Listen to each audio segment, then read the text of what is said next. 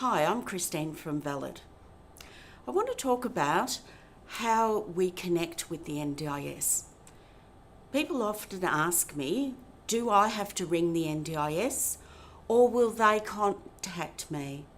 So I want to answer those questions because some people will have to do the connecting, as in they will have to go to the NDIS, and other people, the NDIS will contact you. So how do you know which one of those buckets, I call them, bucket 1 or bucket 2, you are in? Well, I'm going to tell you. It's a little complex, but you can always watch this a few times if you don't get it the first time. But I'll try to be clear.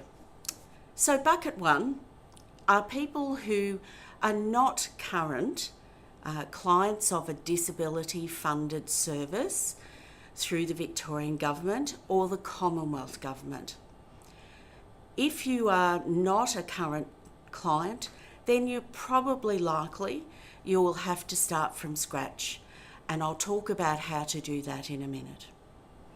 The second bucket is people who are currently using a disability funded service, and it may be funded by the Victorian Government or the Federal Government. And I'm going to list those on the next slide so that you can try to work out whether or not you're in bucket 1 or bucket 2. If you are in bucket 1, then you have to ring the NDIS and ask for an access request form. That is really, in a sense, the application form. You'll then need to fill out the first section yourself, and do make sure that you really concentrate on talking about how your impairment or disability impacts your everyday life and how you function in everyday life, what support you need, because that's the main thing that they're needing to hear, as well as the medical section, which talks about what is your impairment and what is your disability, or you may have a number of different diagnoses that the doctor filling out the medical section can list for them. And I would take your time with doing that. It's better to take your time and get the form filled out well than to rush it, because you don't want to be knocked back because that it's a hard road if you have to appeal against their decision that says that you're not eligible. But you can appeal if they do knock you back. Also, don't forget to put old assessments, therapist's letters, other information. It doesn't matter if it's old, as long as it's talking about how your impairment or disability affects you, that it's useful for the NDIS to have that information. So it's better to give them more than what they need than less. Okay. All right, so that's bucket 1. Get the access form and get it filled out. Bucket 2 are the people who are currently using one of these disability funded services. Now, there's a lot of them there, and all of these programs are funded to different organisations all over Victoria. And so you will not probably even know sometimes the name of the program that your funding is coming from, but you will probably only know it as I go to Black Service, but Black Service may be funded to support you through the Futures for Young Adults program. So it's always good to ask the services you're using what program funds what I'm doing at your service. And in that way you can work out whether you're on this list of programs that make you eligible for the quick access into the NDIS. Usually it will. There are some exceptions, and that's usually for people who are using HAC, home and community care, and sometimes people who have a significant illness are getting household cleaning from their council through the HAC program. and they won't get the NDIS because they have a medical condition, not a permanent disability. For more information on that topic, we have another video talking about who gets the NDIS. It might be good to watch that if you're unclear. Okay, so the things on this list, if you are on what's called the DSR, the Disability Support Register, that will usually make you eligible for a quick access into the NDIS. If you have an individual support package, an ISP for short, and usually they are funding either in-home support or attendant care or a place at a day program. It may be also that you have Futures for Young Adults package that makes you eligible for the quick access also. ECIS, Early Childhood Intervention Services, again, is on the list for you to get that quick access. Other early intervention programs, such as the Commonwealth-funded Better Start and Helping Children with Autism packages, usually also will make you eligible for the quick access. But in some cases, they may query how significant is the impairment or the developmental delay of the child. So again, you will need to be clear about that. Also, if you are working at a supported employment program that is funded by the Commonwealth Government, that is also on the list to make you automatically eligible for the quick access to the NDIS. But do note that the DES services, the Disability Employment Services, do not transfer across to the NDIS. And if you are a client of a DES service and you don't use anything else on this list, you may have to go to bucket 1 and apply from scratch to get some other supports. But you can ring the NDIS and check out that if you are unclear. Also, on the people using the Mental Health Community Support Scheme are eligible for the quick access as well. There are a few other smaller programs, such as people who are using Guide Dogs Victoria or using Vision Australia mobility support, that make you eligible for the quick access as well. I would encourage you, if you are unclear about where the funding comes for you, the programs you're using, to talk to the service that you get your support from. They should be able to tell you whether your program transfers to the NDIS or whether it doesn't. And if they can't tell you, you can ring the NDIS on 1800 800 110, and they will be able to tell you whether or not you have been put up for the quick access to the NDIS. I want to move on now to what happens with this quick access. I've been talking about it, but what does that mean? It means that you don't have to grab that form, that access request form. You don't have to fill out all of your sections. You don't have to go to doctors and get medical reports. You get a quick access because you're already proved you have a disability because you are using one of the services on the previous slide.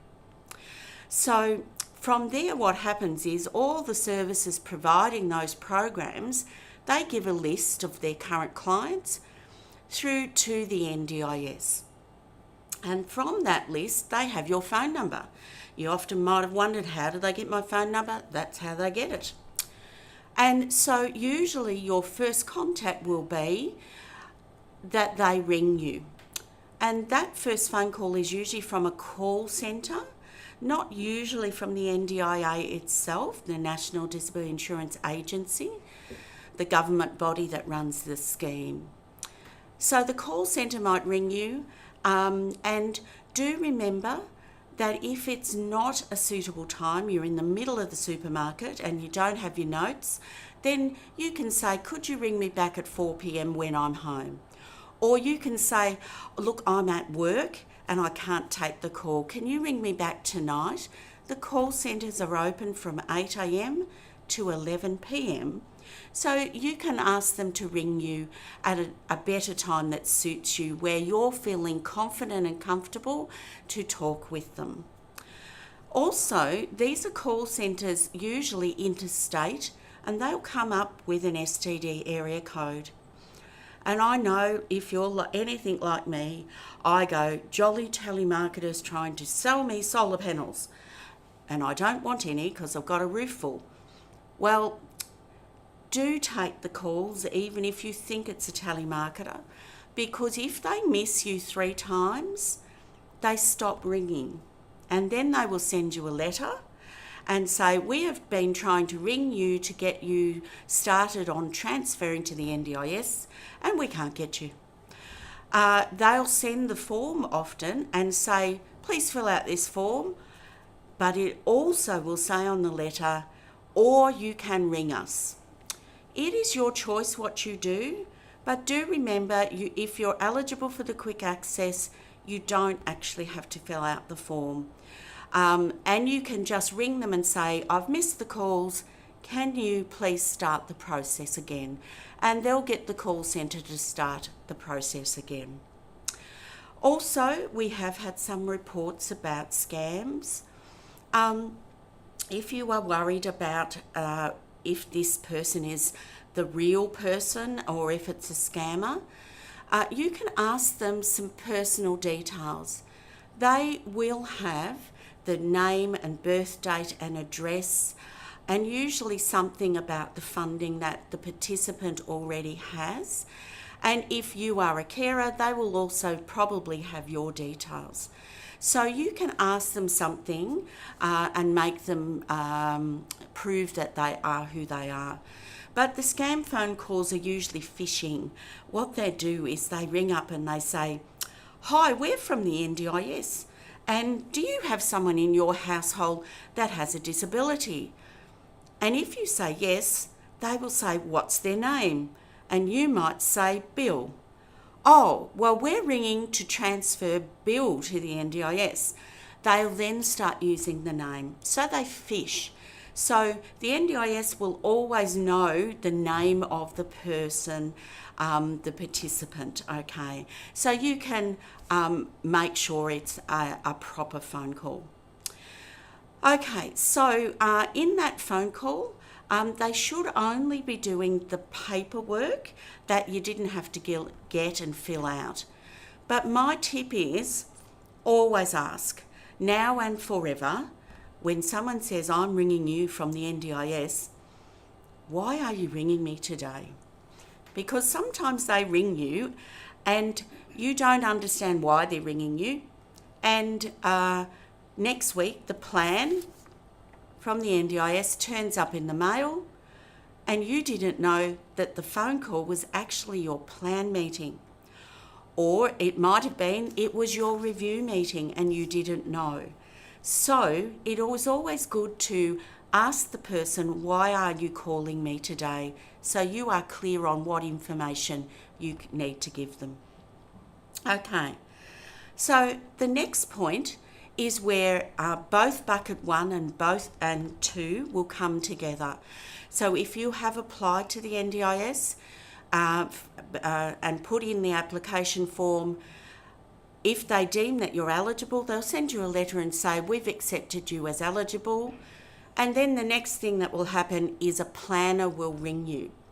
If you are in bucket 2 and you've had the quick access, at this point, the same thing will happen. Someone will ring and say, I'm your NDIS planner. I want to do your NDIS plan. At this point, you have a choice.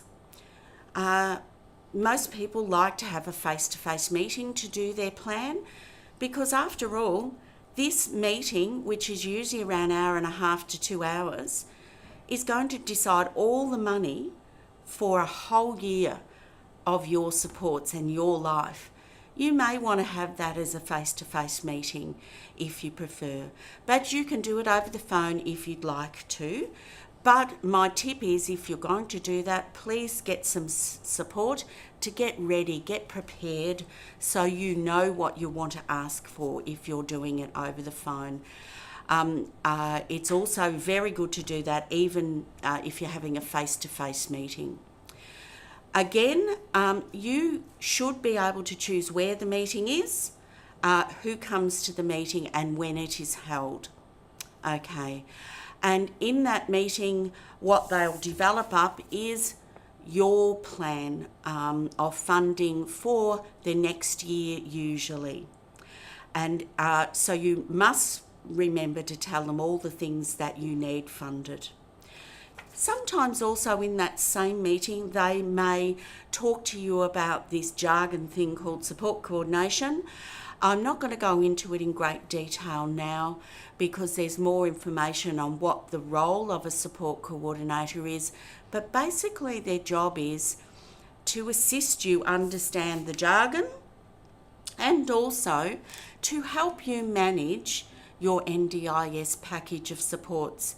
If your head is already spinning from what I've just talked about, then maybe you want to ask them for a support coordinator. They will then put extra money into your package. You then choose an organisation and a support coordinator will help you manage your package. But sometimes in that plan meeting, they put you on the spot and ask you, do you want one and who do you want to buy it off? Do remember, under the NDIS, your right is to choose. You can say, I'd like to think about it and check out some agencies and I will get back to you. Don't feel pressured into making a decision about anything right there and then if you don't feel comfortable in your plan meeting. I hope from this you've worked out whether you're in bucket 1, i.e. you're going to become a new client and you have to start from scratch, or whether you are in bucket 2 and you get the quick access into the NDIS and the NDIS will contact you. Thanks for listening. If you'd like more information about how the NDIS will connect with you, the NDIS has a fact sheet called Developing Your First Plan, and that fact sheet explains the first plan process. They also have lots of other information on their website, ndis.gov.au.